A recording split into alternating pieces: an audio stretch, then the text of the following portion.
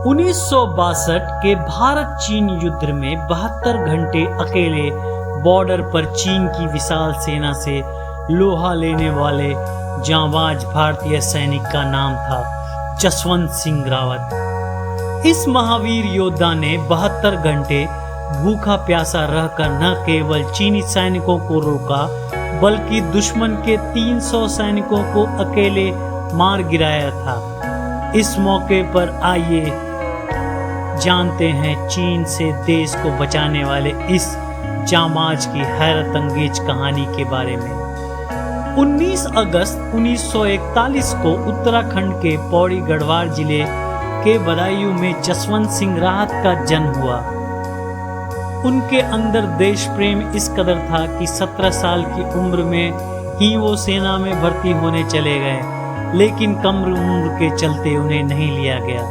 हालांकि 19 अगस्त 1960 को जसवंत सिंह को सेना में बतौर राइफलमैन भर्ती कर लिया गया। 14 सितंबर 1961 को उनकी ट्रेनिंग पूरी हो गई। इसके एक साल बाद ही यानी 17 नवंबर 1962 को चीन की सेना ने अरुणाचल प्रदेश पर कब्जा करने के उद्देश्य से हमला कर दिया। इस दौरान सेना की एक बटालियन की एक कंपनी नूरनांग ब्रिज की सेफ्टी के लिए तैनात की गई, जिसमें जसवंत सिंह रावत थे। चीनी सेना हावी होती जा रही थी, इसलिए भारतीय सेना ने गढ़वाल यूनिट की 4वीं बटालियन को वापस बुला लिया। लेकिन यह क्या, इसमें शामिल जसवंत सिंह, लांस नायक त्रिलोकी सिंह नेगी और गोपाल गुसैन नहीं लौटे। यह तीनों सैनिक एक बंकर से गोलाबारी कर रही चीनी मशीन गन को छुड़ाना चाहते थे। तीनों जवान चट्टानों और झाड़ियों में छिपकर भारी गोलाबारी से बचते हुए चीनी सेना के बंकर के करीब जा पहुंचे। महज 15 यार्ड की दूरी से हैंड ग्रेनेड फेंकते हुए दुश्मन के कई सैनिकों को मारकर मशीन गन छीन लाए। इससे पूरी लड़ाई की दिशा ही बदल गई और चीन का अरुणाचल प्रदेश को जीतने का सपना पूरा नहीं हो सका।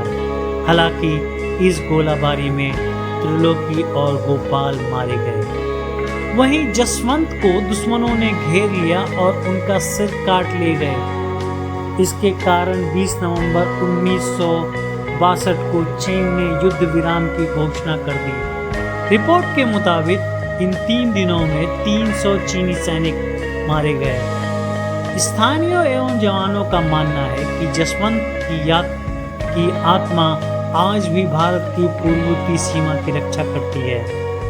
उनके नाम से नूरनांग में जसवंतगढ़ नाम का एक बड़ा स्मारक बनाया गया है। यहाँ शहीद के हर सामान को संभाल के रखा गया है। देश के खातिर शहीद हो चुके जसवंत के जूते पर यहाँ रोजाना पॉलिश की जाती है और पहनने बिछाने के कपड़े प्रेस किए जाते हैं। इस काम के लिए सिख रेजिमेंट ने 5 जवान तैनात किए हैं। यही नहीं, रोज सुबह और रात को पहली थाली जसवंत की प्रतिमा को परोसी जाती है।